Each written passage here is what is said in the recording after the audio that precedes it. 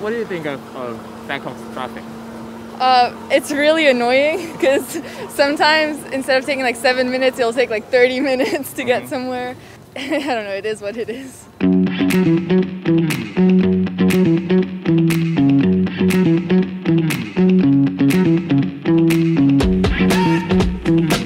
Anything you like to say to foreigners coming to Thailand in the near future about getting around Bangkok and Thailand?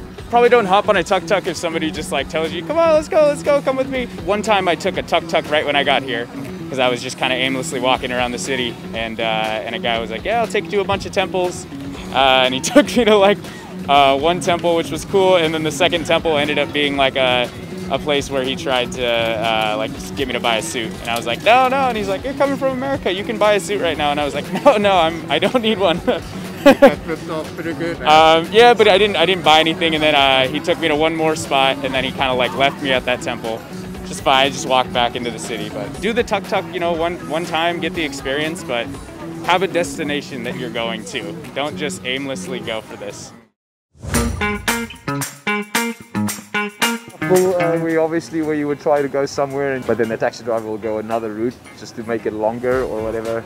But me being here for a while, I know some of the most important words just to say to where you want to go, what street, or turn left here or go straight or that kind of thing. But no, most of the time it's been good experiences. I've like had mainly nice taxi drivers. Like they always communicate a lot. They're really nice, yeah. But it can be expensive, the taxi, compared to the SkyTrain, because there's some places that the SkyTrain doesn't go to. Sometimes they will say like too high of a price, and then I'm just like, never mind, bye. But usually if I like speak in Thai, they will give fair price. As soon as I get in, I say like put on meter. And then if they don't, I'm like, okay, bye, I will find another one. So you know your way around. Yes. Grab's nice too. If you're worried about anything like that, you can still grab. It's like Uber back in the States. So you can just grab and get from point A to point B without having to really communicate with the taxi driver. But that's fun to do too. I would be scared to drive a motorbike here. I like to use the BTS, and also I use Grab and the motorbike taxi. So you don't like to drive it yourself? Yes, I want someone else to drive. I feel safe for the most part. I think motorbike anywhere is dangerous. I don't get around with motorbike taxis. I don't know, I think it's a bit dangerous in Thailand with like all the accidents and all that, so I don't usually take motorbike taxis. It's quick and easy, probably unsafe.